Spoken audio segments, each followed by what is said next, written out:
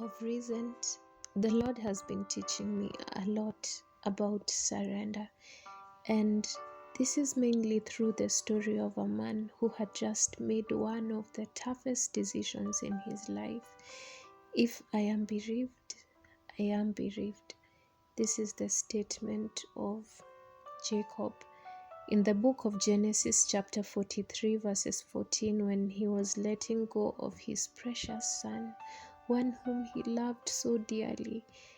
At this point, Jacob thought that his son Joseph had long been dead, Simeon probably dead, and Benjamin would follow suit. That is what he thought. And so this was again a very hard decision for him to make, one that took a lot of agonizing. But before this decision, he had actually refused to let go, and it makes sense. In Genesis chapter 42, verses 38, he said, "My son shall not go down, for his brother is dead, and he is left alone." I read Jacob's statement and thought, or rather, God opened my eyes and heart to surrender. Even at this point, Jacob could have chosen to hold on to his dear son and let the family die. I know it sounds selfish, but he would have. But he didn't. He decided to let go what seemed most precious to him at that time so as to save the whole family. This decision lay squarely on him, and he did. But one of the most amazing parts to me in this story, one that I had never seen before, is that when he thought he was losing, he was actually gaining, and gaining much, much more than he could have ever imagined.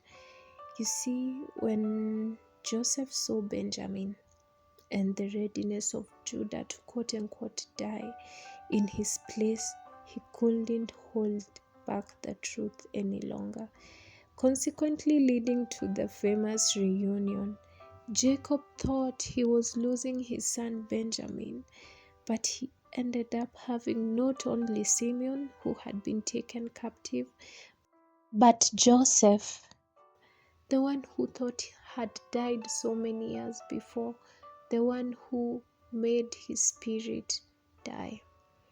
And how we are like this man Jacob. We tend to hold on to things, our plans, our ways, our ambitions, and when God requires us to lay them down, to sacrifice, how we agonize over all of them. And this is because sacrifice means death. Because sacrifice is not easy. Surrender is tough, and I believe because of the human will.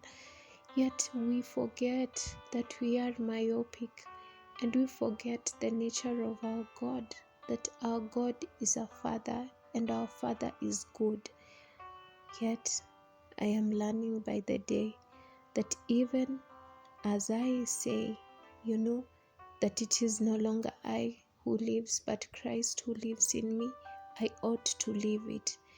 Godly sacrifice and surrender to his plans and ways may seem questionable, scary, and at times foolish in the eyes of the world.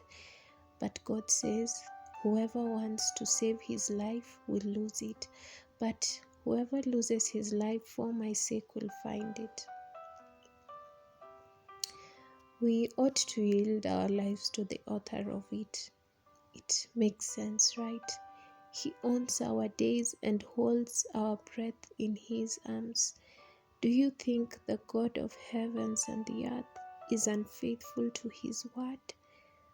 So, I'm learning by the day to follow his lead. Even when I sometimes feel blind or momentarily blind, I know that he who leads me will light my path. And what's more, he who leads me knows the way. Dear listener, Are you born again, or are you trying to do this life on your own terms, your own rules? Come to Jesus and know life and know it abundantly.